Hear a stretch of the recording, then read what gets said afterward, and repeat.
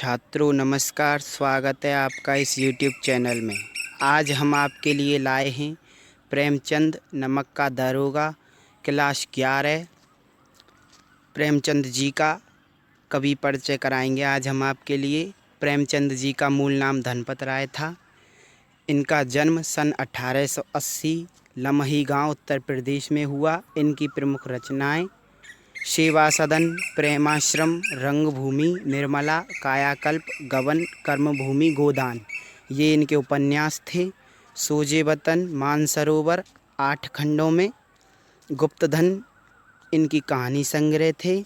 Karbala, संग्राम, प्रेम की देवी नाटक थे इनके। कुछ विचार, विविध प्रसंग इनके निबंध संग्रह थे और इनकी मृत्यु सन 1936 में हो गई।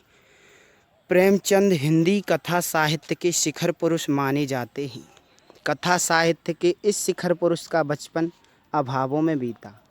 स्कूली शिक्षा पूरी करने के बाद पारिवारिक समस्याओं के कारण जैसे तैसे बीए तक पढ़ाई की। अंग्रेजी में एमए करना चाहते थे, लेकिन जीवन यापन के लिए नौकरी करनी पड़ी। सरकारी नौकरी मिली भी, लेकिन महात्मा गांधी के असहयोग आंदोलन में सक्रिय होने के कारण त्यागपत्र देना पड़ा। राष्ट्रीय आंदोलन से जुड़ने के बावजूद लेखन कार्य सुचारू रूप से चलता रहा।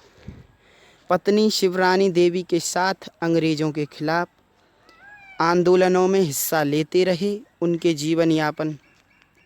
जीवन का राजनीतिक संघर्ष उनकी रचनाओं में सामाजिक संघर्ष बनकर सामने आया, जिसमें जीवन का यथार्थ और आदर्श दोनों था। हिंदी साहित्य के इतिहास में कहानी और उपन्यास की विधा के विकास का काल विभाजन प्रेमचंद को ही केंद्र में रखकर किया जाता है। प्रेमचंद्र पूर्व युग, प्रेमचंद्र युग, प्रेमचंद्रोत्तर युग, यानी कि प्रेमचंद्र से पहले वाला युग और जिस समय प्रेमचंद थे उस समय का युग, और प्रेमचंद के बाद का युग। यह प्रेमचंद के निर्विवाद महत्व का एक स्पष्ट प्रमाण है।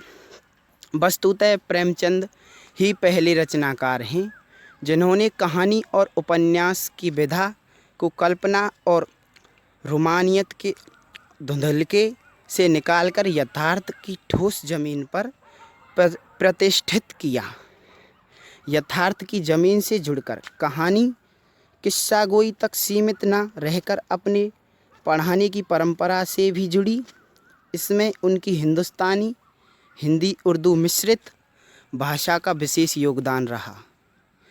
उनके यहाँ हिंदुस्तानी भाषा अपने पूरे ठाट-बाट और जातीय स्वरूप के साथ आई है।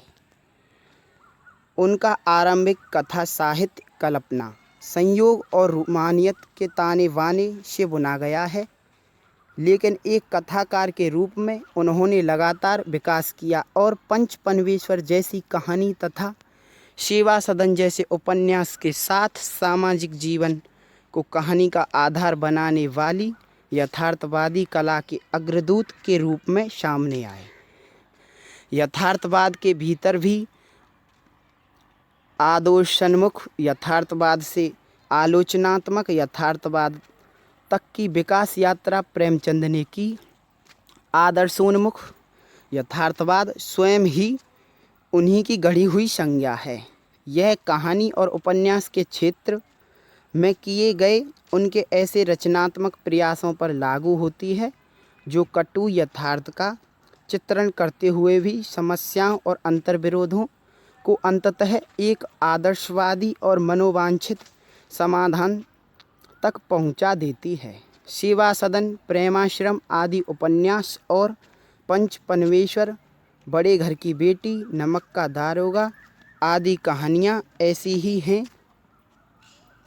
बाद की उनकी रचनाओं में यह आदर्शवादी प्रवृत्ति कम होती गई है और धीरे धीरे वे ऐसी स्थिति तक पहुँचते हैं जहाँ कठोर वास्तविकता को प्रस्तुत करने में वे किसी तरह का समझौता नहीं करते। गोदान उपन्यास और पूस की रात, कफन आदि कहानियाँ इसके सुंदर उदाहरण हैं। यहाँ दी गई कहानी नमक का दारोगा प्रथम प्रकाशन 1914 ईस्वी।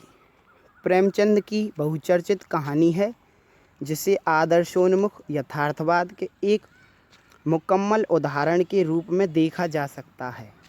कहानी में ही आए हुए एक मुहावरे को लें तो यह धन के ऊपर धर्म की जीत की कहानी है।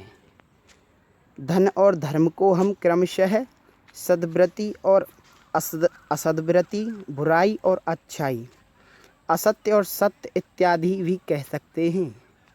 कहानी में इनका प्रतिनिधित्व क्रमशः पंडित अलोपीदीन और मुंशी बंशीधर नामक पात्रों ने किया है। ईमानदार कर्मयोगी मुंशी बंशीधर को खरीदने में असफल रहने के बाद पंडित अलोपीदीन अपने धन की महिमा का उपयोग कर उन्हें नौकरी से मुअत्तल करा देते हैं, लेकिन अंततः सत्य के आगे उनका सिर झुक जाता है। वे सरकारी महकमे से बर्खास्त बंशीधर को बहुत अच्छे वेतन और भत्ते के साथ अपनी सारी जायदाद का स्थायी मैनेजर नियुक्त करते हैं और गहरे अपराध बोध से भरी हुई वाणी में निवेदन करते हैं। परमात्मा से यही प्रार्थना है कि वह आपको सदैव वह नदी के किनारे वाला बेमुरौवत उद्दंड किंतु धर्मनिष्ठ दरोगा बनाए रखे।